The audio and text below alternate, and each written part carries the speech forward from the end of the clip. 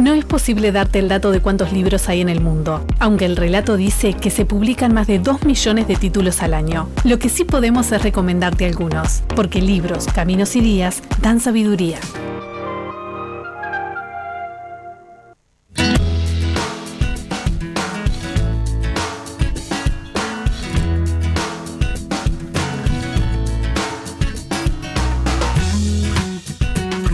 Las 3 de la tarde, 38 minutos, y si hablamos de Día Nacional del Libro y si hablamos de libro, ¿cómo podía estar ausente un día como hoy nuestro especialista en libro?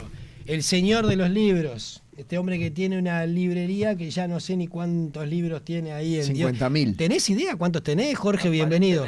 Hay un poco más de 50.000 ahí. ¿En serio? Mirá, sí, y luego tenemos 2 depósitos más. 50.000 libros por lo menos. Sí, pero ya hace rato que lo pasamos. Hoy alguien me dijo, un buen librero, un buen vendedor de libros, que tiene un local de venta de libros, porque no sos de... Yo recuerdo cuando yo era joven que había gente que vendía libros. Valijeros. Iba a los laburos, iba a los comercios. Buenas tardes, mire, estamos ofreciendo libros. Ahora eso creo que cayó en desuso. Sí. Bien. Entonces alguien que tiene un local que vende libros, alguien me preguntó, y yo te traslado la pregunta a vos, ¿los tiene que haber leído a todos? Fabulosa pregunta. Antiguamente existía Acércate más al micrófono. Perdón. Antiguamente existía la fantasía de que el librero tenía que leer todo. Obviamente eso es imposible porque en español por año se editan 70.000 títulos nuevos. En español por año 70.000. Ahí está. Entonces, en términos reales, lo que podés llegar a hacer es leer el listado y más o menos ojear a ver si conoces a alguno de los autores. Ok. Por lo tanto, eso es imposible. Lo que sí yo diría que es el compromiso es tratar de todos los días expandir tu universo cultural. Que eso es otro tema totalmente distinto, que es tratar de tener el mapa para poder entender desde dónde viene el interés de la persona que tenés delante y tratar de ayudarlo. Entonces, obviamente tenés que haber leído bastante y mucho más importante que eso es que te interesen muchos temas. Yo creo que tenés que tener una asociación fuerte con un espíritu renacentista, humanista, que todos los temas, de alguna forma te enganches con los temas, con las épocas, con personajes distintos, y que tengas la racionalidad de asumir de que lo que vos presuponías que era ciencia cierta sobre cierto tema o autor, factiblemente la persona que acaba de ingresar te empieza a enseñar. Que ese es el otro tema, ¿no? Antiguamente muchas veces los libreros se ponían desde un sitial de hiperlegitimidad, de que yo que soy el que sé, olvídate de eso. Yo te diría que un librero, aparte del marco humanista, tiene que tener un compromiso ineludible de decir, bueno, ¿qué aprendí hoy? Entonces, si conjugas esas dos cosas y de alguna forma lograste pagar las cuentas, que eso es muchísimo más complicado que lo previo. Claro. Bueno, ahí podemos empezar a hablar de librero, etcétera. Que es una cosa distinta que ser vendedor. Vendedor, vendés si tenés el objeto y le decís, esto es excelente. La racionalidad pasa por otro lado, pasa por asesoramiento. Jorge, hoy es el día del libro, el Día Nacional del Libro, y vos trajiste un montón de libros uruguayos, de autores uruguayos, pero antes de que te metas en esa lista, y que estaría bueno que la gente vaya tomando nota de cuáles son esos libros, yo te puedo preguntar, ¿cuál fue para vos el primer libro uruguayo, el primer autor uruguayo que te partió la cabeza, que vos dijiste, ¡pah! Rotundamente. A ver. En la escuela rural, hace demasiadas décadas, una maestra me regaló un texto de Morosoli que se llamaba Muchachos. Una novela muy dura, muy atroz, que te ilustra como pocos la injusticia del interior rural profundo de este país, la enorme violencia que hay contra los pobres, y es un texto que nunca más te olvidas. A mí me marcó. Vos vivías esa realidad, entonces, si vos ibas obvio. A la escuela rural, vos la vivías en carne propia. Claro, pero lo maravilloso, y por eso creo que fue un gran descubrimiento, una gran puerta hacia la literatura, fue que cosas que uno sospechaba, intuía, veía de a ratos, las vi todas escritas. Y ahí me di cuenta la capacidad que tiene la literatura de mostrarte que no estás solo en el mundo. Que quizás esa sea la gran síntesis de la literatura. Te muestra que tu aldea es muy parecida a la de los otros lugares. Y cada vez más. Y cada vez más, porque la naturaleza humana pasa en los milenios, cambia muy poco. Por supuesto que hay una evolución, por supuesto que hoy hay un consenso en el planeta de que la esclavitud está mal. Por supuesto que existen avances. Pero la ambición, el poder desmesurado, la crueldad, eso existe desde la Ilíada hasta el día de hoy y en forma impertérrita. Entonces, ahí sí tuve una fabulosa primera aproximación, no a un libro fácil, no a un libro ameno, sino un libro que te parte la cabeza. Que es la otra forma también de entender la literatura. Hay varias formas de entender la literatura. Hoy es un día maravilloso porque Uruguay tiene su día propio del libro. O sea, celebramos 2 veces, porque claro, celebramos el Día Internacional del Libro, lo sumamos todo, ¿no? Y el Día Nacional. Ahí está. Y el Día Nacional creo que está muy bien de que lo tengamos. No es berretín de país que se cree culto. No. Creo que es un maravilloso mensaje para las nuevas generaciones. En un país absolutamente destruido por los procesos de revolucionarios, porque la consolidación del proyecto artiguista fue obviamente muy difícil contra la lucha contra el Imperio Español, contra los porteños. Ya venía la amenaza portuguesa, un país muy frágil, todo incipiente, en el que básicamente no había libros. El secretario de Artigas, que a su vez era sacerdote, que a su vez era un científico, dona toda su biblioteca. Eso, obviamente, es maravilloso como titular, ¿no? Para hacer la noticia, para la nota periodística. Hay que enmarcarlo. En ese momento, una década antes, cuando habían llegado los ingleses, lo más parecido a una librería, una pulpería, que había 27 libros. Larrañaga donó 3.000. Entonces, eso es la inmensidad de libros que estaba donando Larrañaga.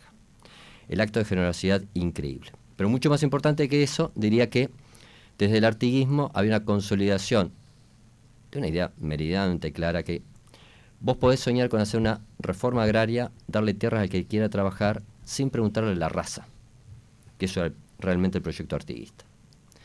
Pero si no aseguras de educación, todo eso es una buena intención. Entonces, el proyecto artiguista se complementaba con un proyecto cultural. Por lo tanto, Artigas fue derrotado, fue aplastado, fue traicionado. Solamente una ley sobrevivió, y que los libros eran de libre tránsito y exentos de impuestos a este país. Eso es recuperado por Rodó en el 900, y creo que hoy haya un día del libro en Uruguay que de alguna forma homenajea toda esa épica. Creo que es un muy buen mensaje para el sentido de orgullo de Uruguay. Porque uno muchas veces está desconforme con muchas cosas de este país, y es muy fácil adjetivarlo en forma negativa. Bueno, frente a tu desafío de hoy temprano, me empecé a dar cuenta también cuántas miles de otras razones buenas había para estar muy orgulloso de estar en este país. Que eso creo que también es otro aspecto interesante del día. Don Leonis, sí, perdón. Yo quiero agarrarte de cómplice para una de ellas. A ver. Vos sabrás muchas más que yo. No, a ver. Pero en el sentir generalizado de la gente somos un país pobre. No. En casi todo, en el fútbol, en los negocios, en las grandes empresas, bla, bla, bla. Y en cambio editamos libros como si fuéramos un país rico. ¿Es así o no es así? ¿Me decís que no? Decime que no. Dos cosas. La primera, América Latina es el continente más desigual del planeta. Nosotros estamos peor que África. Sí, sí. En distribución de la riqueza. O sea, es más desigual América Latina que África. Bien. Lo cual no significa que sea pobre. Es un continente absolutamente rico. Muy mal distribuida la riqueza. América Latina. América Latina. Bien, sí, claro. Uruguay, históricamente, da para otro día y para otro tipo de contexto de charlas, ha sido la excepción de algún modo de eso. Digamos así que es un país pequeño, en términos relativos, frente a Argentina y Brasil, en el que es un país de medianía, como decía Real de Azúa.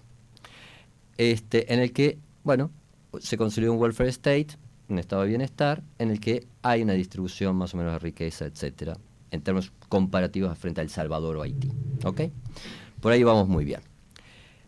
Lo que sí es interesante es que desde Artigas, desde el vallismo del 900, desde la generación del 45 y todas las otras generaciones subsiguientes, la cultura siempre fue algo importante. Lo cual sí es una tradición nacional consolidada más allá del gobierno de turno. Hay un sentido de la sociedad civil de que la cultura es un elemento clave. Y por supuesto que nosotros tenemos futbolistas maravillosos, pero vos también tenés a Torres García y a Barradas y a Gurvich, y tenés a Benedetti, Galeano y Onetti. O sea, y cuando empezás a viajar un poco... Vitale. Y sí, y Cristina Pérez Rossi, y Delmira Agustini, y Juan Ibarburu. Claro, pero podés hacer decenas de ternas que están muy fuertes, que son, y que en el planeta pasan a ser muy importantes. Bueno, de hecho, Vallejo, cuando llegó esta semana pasada, emocionada para ver originales, tanto de Delmira Agustini como de María José de Giorgio, en la Biblioteca Nacional. O sea, una española filóloga, lo que quería era ir a la Biblioteca Nacional Uruguaya, a la fundada por Don San Antonio de Rañaga, para ver originales de poetisas que ella en el otro continente la habían deslumbrado. Entonces, eso habla de una riqueza cultural muy impactante, muy excepcional.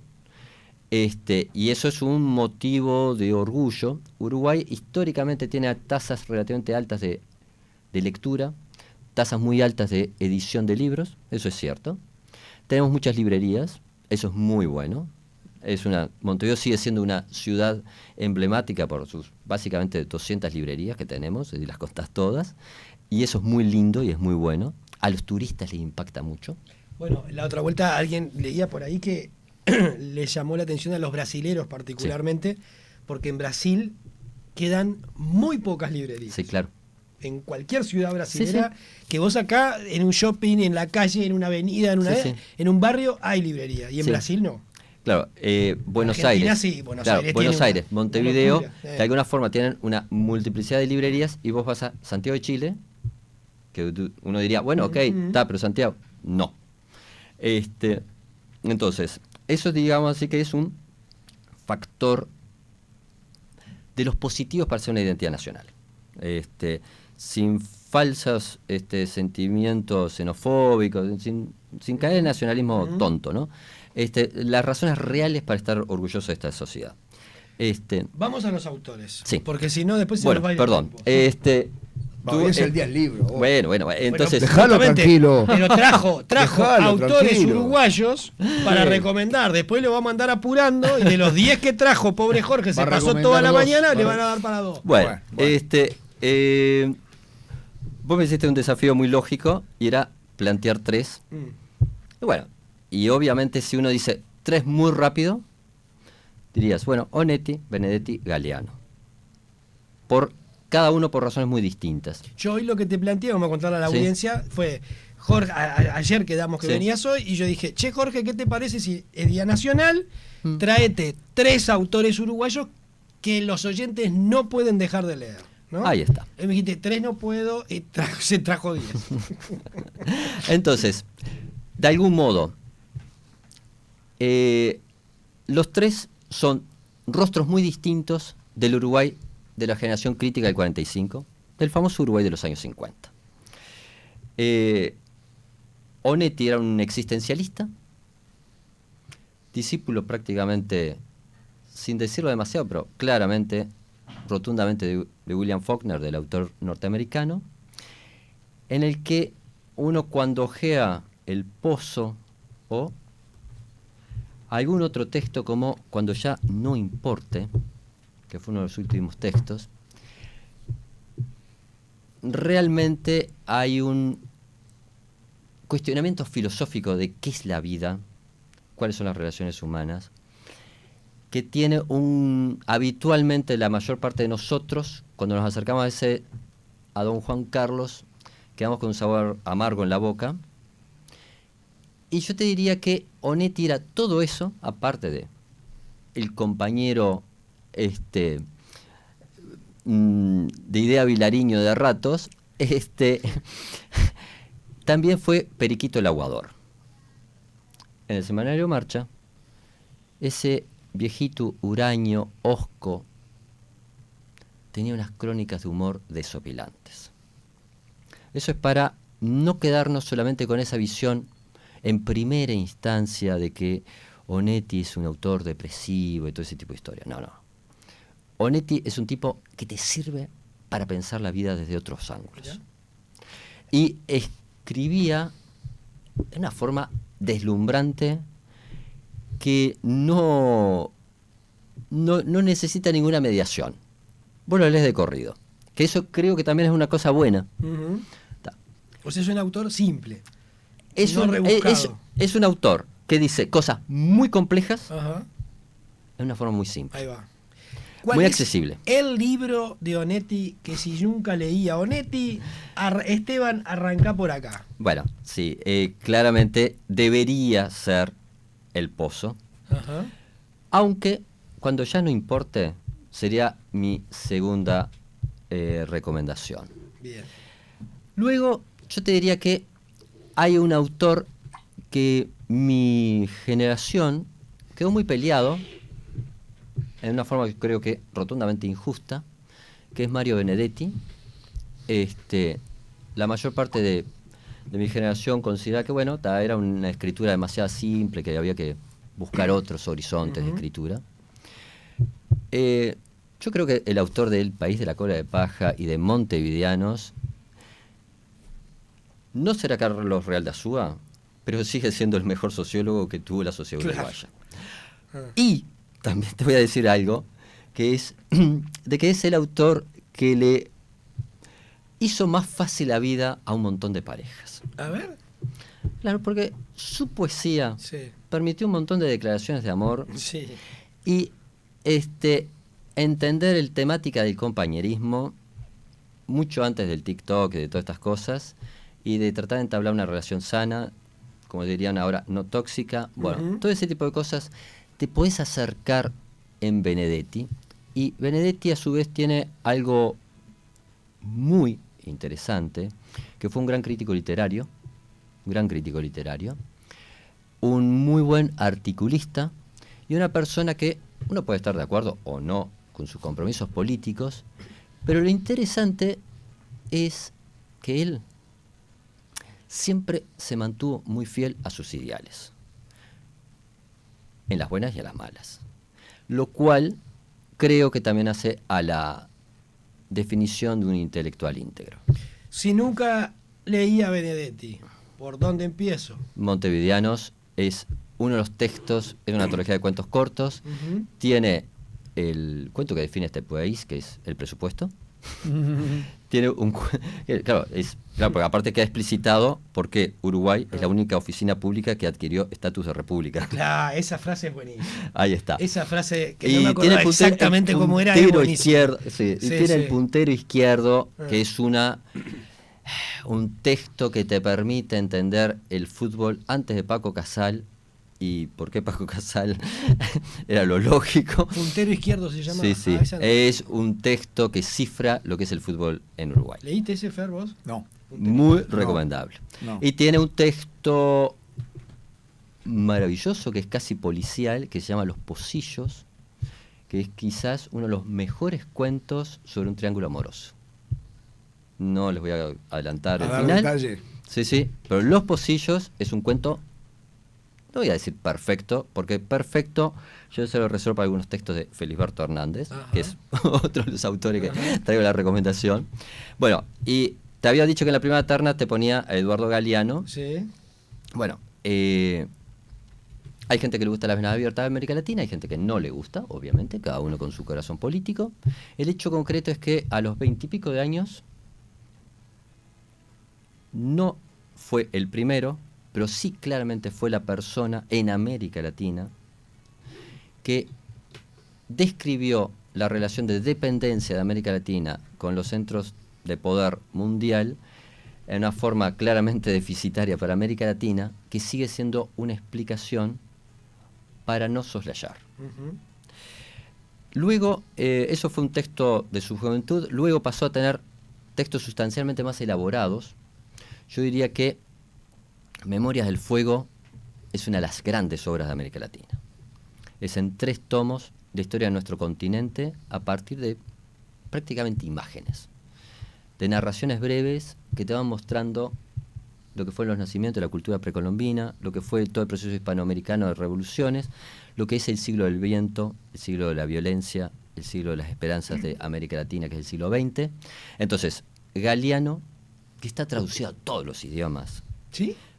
Todos los idiomas. ¿Mirá? Es el autor uruguayo más traducido y más conocido. Ajá. O sea, de hecho, en determinado momento encabezaba las listas de venta en Amazon porque el comandante Chávez se lo había regalado a Barack Obama. Las venas abiertas. Sí, las venas abiertas. Sí, es entonces, más allá lo mencionaba siempre Chávez, las venas claro. abiertas, sí. Sí, es un texto que no lo podés soslayar porque es parte de nuestra historia y parte de dónde estamos parados como continente. Si nunca leía Galeano, ¿arranco por las venas abiertas? Bueno, yo te diría que podrías empezar por un texto raro y distinto que es Días y Noches de Amor y Guerra. Días y Noches de Amor y Guerra. Ajá. Es un libro que el espanto de los años 70 está descrito con tanta poesía que te puedes emocionar. Es hermoso ese libro. Es un texto realmente conmovedor. Más allá de si estás o no de acuerdo con Galeano. Te diría que aparte fue una de las grandes plumas de este país. Por eso también lo pongo en este listado, ¿no? O sea, fue alguien que realmente tallaba el idioma, tenía una capacidad para comunicar en una sola frase. Bueno, yo te iba a decir eso, las entrevistas a Galeano, vos las mirás hoy, las escuchás hoy, y el tipo te estaba, cada respuesta de Galeano parece que la hubiera elaborado durante 3 días. Sí, claro. Era una cosa, capacidad intelectual increíble. solos. Y que ¿vos tuviste la oportunidad de entrevistar a Galeano alguna vez? No, yo tampoco, pero hemos visto montones de entrevistas a Galeano. Y el tipo sobre los ensayos o crónicas sobre fútbol que el tipo hacía, bueno, claro. eran brutales. ¿No? ¿Cómo claro. lograr? Claro, el tipo era muy amante del fútbol, creo que era hincha nacional. Creo que era hincha nacional. Y bueno, perfecto, no es nadie. Y se hacía. Ni Galeano. Claro, ni Galeano. Pero el tipo te elaboraba una historia, una crónica a partir de un partido de fútbol intrascendente y que era increíble, ¿no? Realmente tenía una capacidad de comunicar maravillosa. Bien, entonces, vamos con... Esos fueron los tres que hasta ahora, pero vos no pudiste quedarte con 3, no, tenés entonces... ahora más. Yo tengo acá Onetti con El Pozo, Benedetti con Montevideanos y... Eduardo Galeano con Días y Noches de Amor y de Guerra. Sí. Luego yo votaría por claramente Quiroga. Ajá.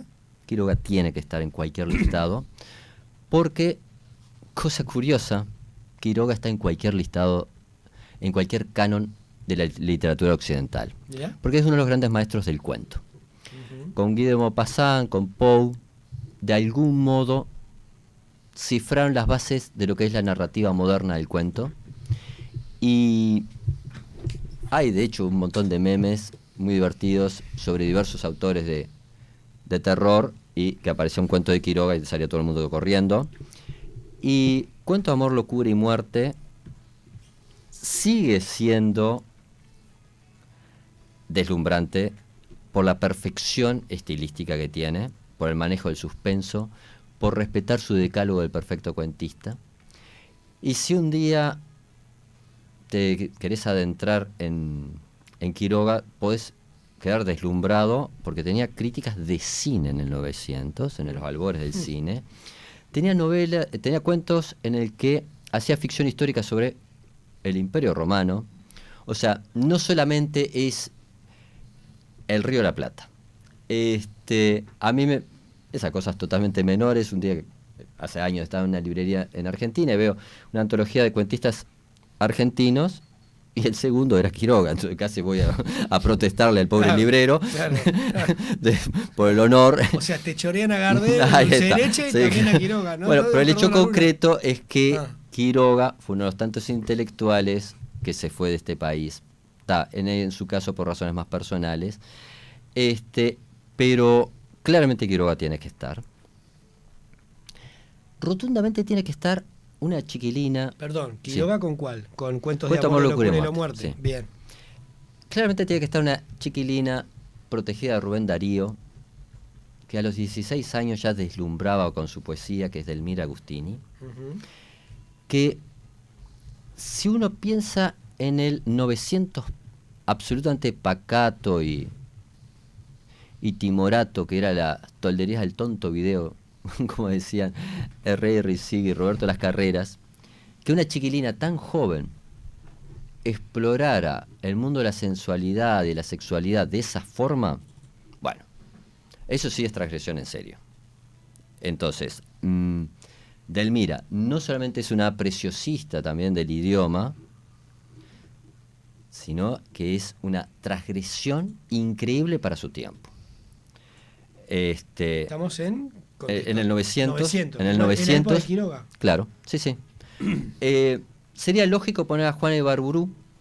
Sería muy lógico poner a Juana Ibarburu, que Perdón, aparte. ¿y Agustina con cuál la ponemos? Delmira, no, con cálices vacíos. ¿Cómo? Cálices vacíos. Ajá, bien. Juana Ibarburu, tenés algo maravilloso, que es una poesía que arrancó siendo casi ingenua y que a lo largo de las décadas la mayoría de nosotros no nos enteramos que Idea Vilariño y Onetti eran dos optimistas al costado de Juana Ibarburu.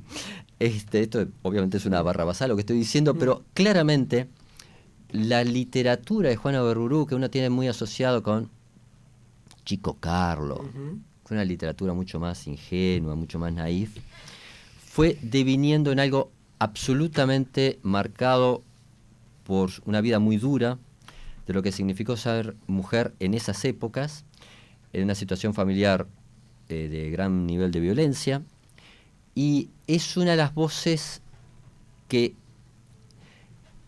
especialmente la última parte de su poesía, estaba diciendo cosas que el resto de la sociedad no sabía decir. Entonces Juana Ibarburu no solamente es Juana de América, no solamente es la poetisa para los niños, sino que también resume un arquetipo femenino. Y bueno, si hay que decir una, es Lenguas de Diamante.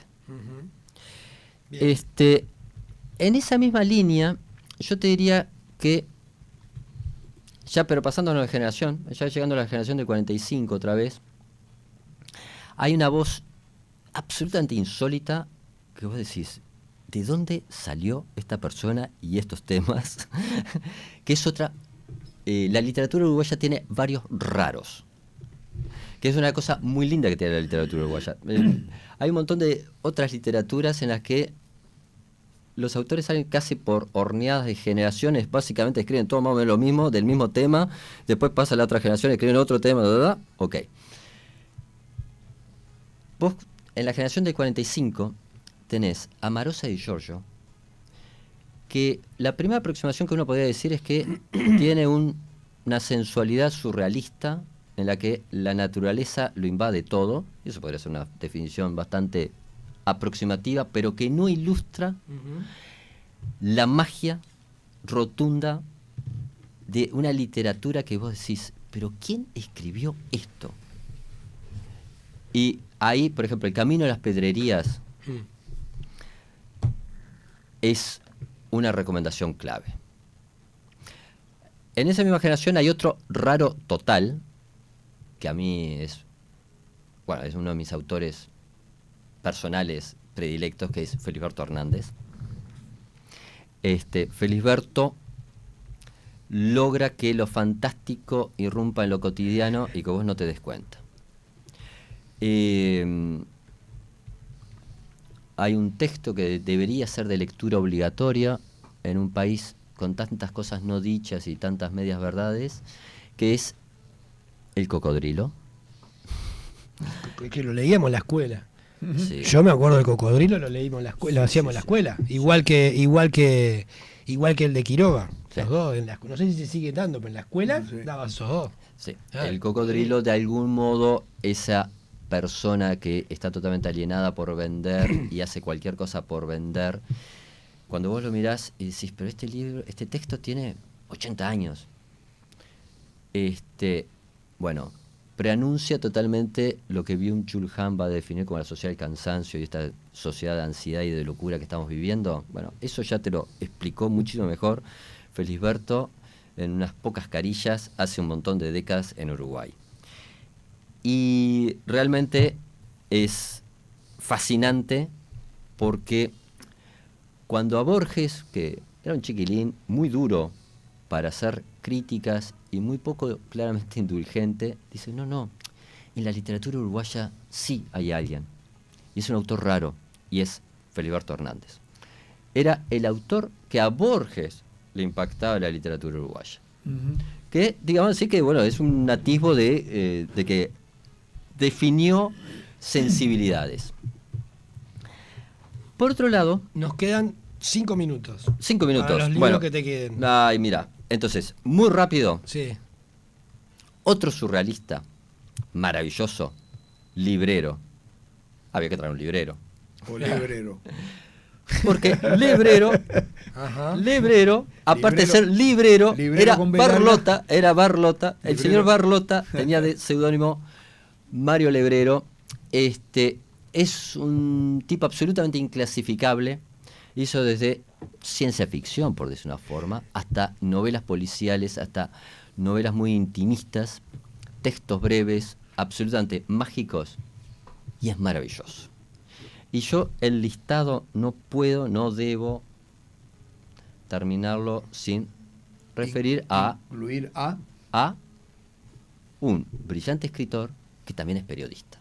No era para tanto, no tengo por qué estar en esa lista. No estás. ¿No soy yo? No, porque él se dedica a ficción, se dedica a ficción. Perdón. La próxima cuando hagamos ensayista, sí. Algunos de los libros de él también son ficción. Es cierto. Bueno. Todo tiene algo de ficción. Sí, todo. Hay que darle color a las historias. Claro, hay que darle color a la vida. Y obvio.